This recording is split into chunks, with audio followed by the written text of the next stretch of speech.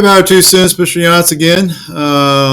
Probably should just finish this up on the last installment of notes. I didn't realize I only had a slide left, but that's okay. We'll kind of wrap that up, and I kind of wanted to go over a couple of things anyway with you beyond this slide anyway. So let's kind of wrap things up a little bit. We have these things called multifactorial disorders. Okay, so we've been talking about dominant. We've been talking about recessive.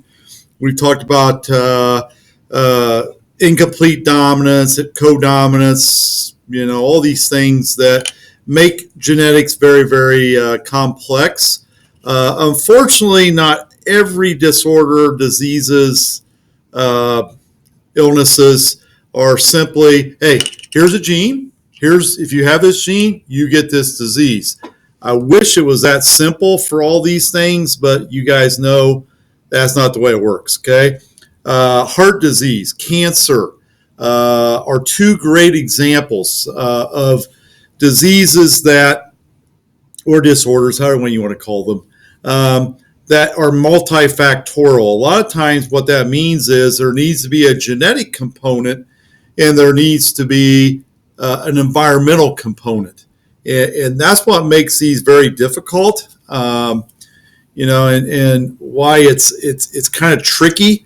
Let me give you a personal story, and you guys have heard me talk about this year, 2021. I was having some heart things going on. I just didn't feel like it was doing right, and I was getting out of breath really fast. And I'm like, something's not right. Let me give you the backstory, okay? My brother died of a heart attack when he was my age, out of nowhere. He was very fit, very active, died.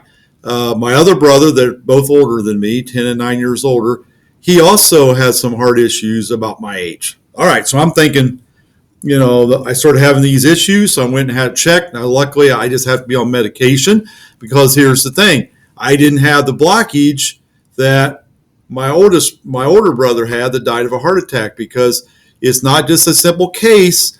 There obviously must be some genetic issues there with this, a plaque buildup in our blood vessels. But there's other factors too that it's not just a gene. Okay, so I think that's a good example. Cancer is another one of them that we know that there is a genetic component to some things: breast cancer, colon cancer, prostate cancer in men. And then there's other cancers, lymphomas, and some of that stuff that just seem to pop up. So there's little understood about the genetic contribution of most multifactorial diseases. We're starting to figure out some of that, but it seems like there's always seemed a combination of things. And that's why genetic testing is important, but also what is important is to understand the environmental component of these things as well, okay? So in other words, what I'm saying is if you have a gene in your family that you know about that may cause diabetes, heart disease, cancer, or whatever, that is good information to know, so that maybe as you get older, you can avoid some of the environmental things that would kick it in, and maybe you never get it, right? So I think that's what we have to understand, and there is genetic testing. I'm going to show you two things here. Amniocentesis, this occurs when a physician removes amniotic fluid around a fetus. So the mom's pregnant, they go in, it looks bad, they go in through the uterus, draw some out, they do a karyotype, which is a picture of all the genes and all the chromosomes, and you really can tell a lot of genetic diseases as that baby's developing, okay? The other one is something called CVS, and I'm not talking about the CVS drug, pharmacy or whatever. I'm talking about chronic villus sampling, where a narrow tube is inserted through the cervix and placenta fluid is removed. It's a little less invasive, a little safer, and you can do the same thing through that. So let me show you some pictures of that. So this is amniocentesis. You can see it looks nasty because they're going in through all the muscle, but it's safe. They know how to do that and draw it out a little bit like some other things like spinal tap and some stuff like that. And this is the other one, okay? Because basically there's cells around that baby that shed out, and you can see they're going to go through the same process. You're going to get a picture, but look at the difference. Amniocentesis takes several weeks. CVS takes several hours. Okay, so a lot of people pick this one, and a lot of doctors use this one. But understand that with that, let me explain this a little bit. This is tough sometimes for parents. Let's say there's a history of disease in a family, and I hope none of you are ever in this situation or know of anybody that's in this situation. But then you could do this early on in the pregnancy, and let's say it's some fatal, awful, dreadful disease like Lesh-9, where the baby only lives to be 5. Then those poor parents have to figure out, do I have this baby and let it go through all that pain and suffering? And I know it's not going to live past 5. Or do you terminate the pregnancy? Or do you have the child? And that's just an awful place to put in. There's a lot of moral issues with that.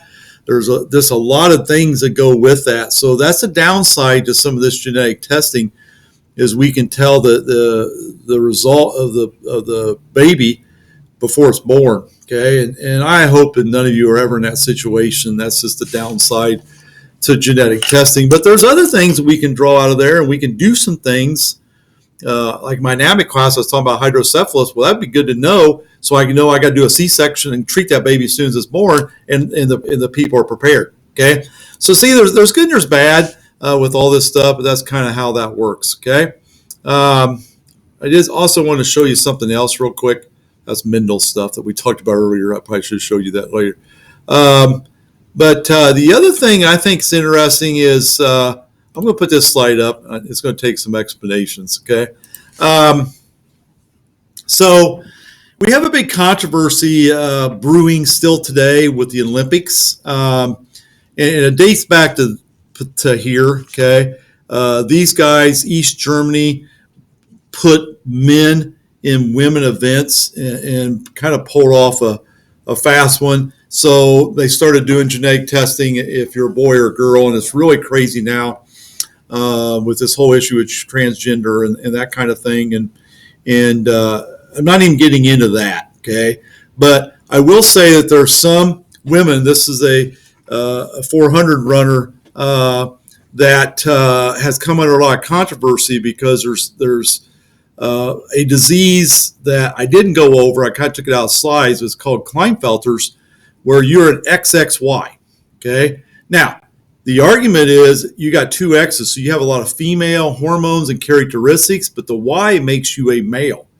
So, are they allowed to compete in the Olympics or not? Good question, and that is a very tough one, right? So that is something that will probably always be around, and with some of the other issues we have with some of this stuff, this is where genetic testing becomes a big thing. All right. Okay. Hopefully that makes sense. I hope that you get all your notes down. We'll take a test. We'll do a Kahoot and do a test coming up here. So have a good day, and we'll talk to you later. See you. Bye.